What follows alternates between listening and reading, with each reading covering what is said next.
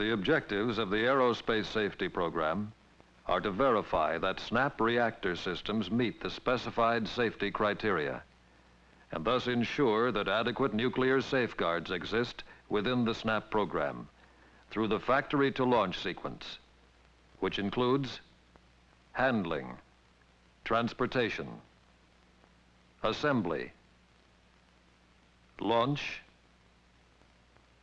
flight, and re-entry. This progress film describes Phase 1 of the Mechanical and Thermochemical Effects Project. These Phase 1 tests were performed at Holloman Air Force Base, Alamogordo, New Mexico, to simulate the potential hazards that might be encountered by fire, explosion, drop, and impact environments. Mock-up reactors and systems utilizing dummy fuel elements were fabricated for each of these tests. Test number 1 consisted of exposing a mock-up reactor vessel and internals to a deluge of liquid oxygen, called LOX, to simulate conditions that might occur if the missile aborted while still on the launch pad, and the reactor was subjected to a LOX spray from the Atlas fuel tank. The purpose of the test was to measure the effects of a thermal shock created by an abort, and to observe the general behavior of the reactor for evidence of structural failure. There was no physical damage, either external or internal, to the core vessel. The results of this test show that the reactor will not be damaged by a LOX spray or deluge. It will maintain its original configuration. The second test was similar, except that in this test, a liquid sodium-potassium coolant, known as NaC, was exposed to the LOX spray. This was accomplished by firing squibs, which severed the NaC coolant lines leading to and from the reactor vessel. 2 seconds later, the LOX spray was initiated. The purpose of the test was to determine the effect of possible chemical reactions on the reactor vessel and to investigate the possibility of an explosion generated by the LOX-NaC interaction. The reactor vessel was sprayed with LOX for 40 seconds. The LOX quickly froze the NaC in the open pipes. There was no chemical reaction. This condition could occur as a result of a missile abort on the launch pad. There was no physical damage to the reactor vessel as a result of these conditions. In the third test, the reactor vessel was filled with NaC and immersed in a water tank.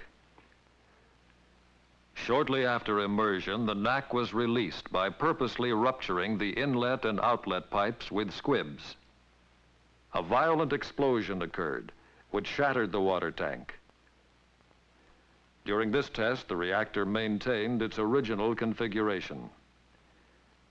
The rapid loss of water due to the tank rupturing minimized the reaction. It was therefore decided to rerun this test at a later date. At that time, the reaction will be allowed to continue to completion in order to determine whether the core vessel remains undamaged after a sustained reaction. The fire exposure test consisted of exposing a mock-up reactor and reflectors to a high-temperature fire, similar to that which might be expected during and after an abort. 2 Sparrow rocket motors and a butane oxygen burner were utilized as heat sources. The purpose of this test was to observe evidence of structural failure and distortion due to the thermal stress of differential expansion. The temperature obtained was approximately 4,000 degrees Fahrenheit for the first 2.2 seconds, followed by 1,500 degrees Fahrenheit for the next 15 minutes. As a result of the fire, the reflector retaining band failed, and the reflectors were ejected. The separated reflectors were prevented from completely falling away by the test rig. The core itself was undamaged. The purpose of this test was to observe the behavior of the reactor for evidence of structural failure and distortion due to the externally applied pressure that could result from a missile abort explosion. The reactor was suspended 13 feet above 256 pounds of TNT. An overpressure of 415 pounds per square inch with an estimated positive phase pulse duration of 2.8 milliseconds was achieved. The reflectors and reflector mounting assembly were separated from the core by the explosion, but the core remained intact. Although these test conditions may not have matched the range of possible abort environments exactly, the relative strength of the assembly components indicate that the same qualitative result could be expected in a similar abort situation. The next series of tests were impact tests to determine the structural effects and behavior of the reactor core vessel, reactor assembly, and control drums when dropped onto the launching pad from the top of the Atlas Agena missile. A tower facility was utilized to simulate a missile on the launch pad. The test article was dropped from the 100-foot-high tower, nose on, side on, and tail on. The impact velocity was approximately 70 feet per second, the free fall velocity which the article would reach during a fall from the top of the missile. Upon nose impact, the retaining band failed, and all 4 control drums were separated from the reflector assembly. During the tail-on drop test, the retaining bands also failed, and the drums separated from the reactor assembly. All parts were contained within the converter cone, with the exception of 1 control drum. A buckle developed in the transition ring of the reactor vessel. The shell was split in the buckled region. In the side-on test, the retaining band failed, and the reflectors were ejected from the core vessel. After impact, 1 control drum rotated through the in position. Data obtained from the test films indicated, however, that reflector disassembly occurred early enough to prevent any possible nuclear excursion before the generation of large amounts of radioactivity. It is therefore evident that in the case of drum rotation, no radiation hazard would be produced. Although the full inward rotation of 1 or even 2 control drums would not cause reactor operation, further drop tests have been scheduled to accurately determine the time sequence of the reflector disassembly and drum rotation. In this test, a concrete-faced, rocket-powered monorail sled was rammed into the pump end of a stationary reactor reflector test article.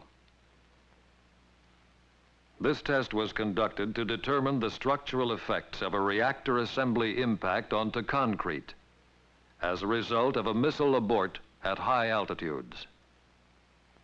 The 24 by 24-inch concrete-faced steel-backed target smashed into the reactor assembly at a velocity of 560 feet per second to simulate these conditions.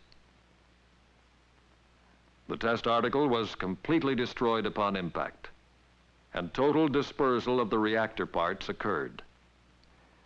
The destruction in this test was sufficient to ensure subcriticality under all conceivable circumstances. Water impact tests were also included in the test series. Their purpose was to determine the result of a water impact at terminal velocity. The assembly was mounted on a rocket sled. A target tank of water, 8 feet wide, 8 feet high, and 16 feet long was located at the far end of the track. Just prior to the impact, an arresting device stopped the sled and caused the test article to disengage and contact the tank, approximately 6 feet from the sled. The impact velocities ranged from 428 to 596 feet per second. The configuration studied included head-on, tail-on, and side-on impacts of the reactor reflector assembly, plus a head-on impact of the assembly with the radiation shield in place.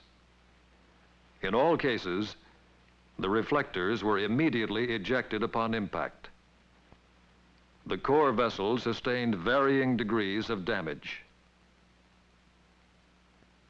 In the tail-on impact test, a partial dispersion of the fuel elements resulted.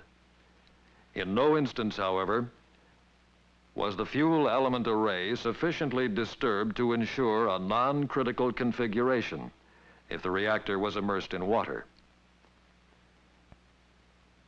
The test results indicated that in the case of a missile abort into the ocean, prior to being subjected to re-entry heating, the reactor vessel can remain intact.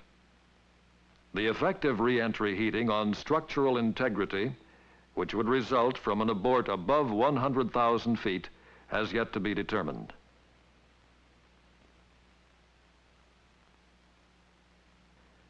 Certain basic conclusions resulted from the Phase 1 tests shown in this progress film. Thermal shock due to a LOX deluge has no appreciable effect on the reactor assembly. Chemical interactions, although violent in the case of the NAC water reaction, probably do not damage the core vessel. Fire, explosion, impacts at velocities of 70 feet per second on concrete, and terminal velocity impacts into water at 550 plus feet per second without re-entry heating results in reflector ejection with little or no damage to the core vessel. Impact on concrete at 560 feet per second produced complete disassembly of the reactor. It should be noted that in every test, with the exception of the 560 feet per second concrete impact, the fuel element array did not disassemble as much as would be required to prevent criticality if the reactor were immersed in water. Much meaningful and valuable information was gained by the tests performed at Holloman Air Force Base. The successful completion of the Phase 1 tests added greatly to the aerospace safety program.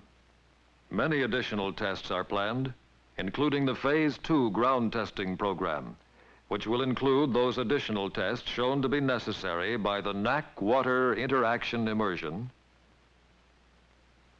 drop tests, and earth impacts. The tests included in the Phase 1 and Phase 2 ground series and in the other aerospace safety projects demonstrate the extensive effort that is being expended to ensure that adequate safeguards are provided from the time of shipment from Atomics International to Vandenberg Air Force Base until the nuclear power unit is operating in space.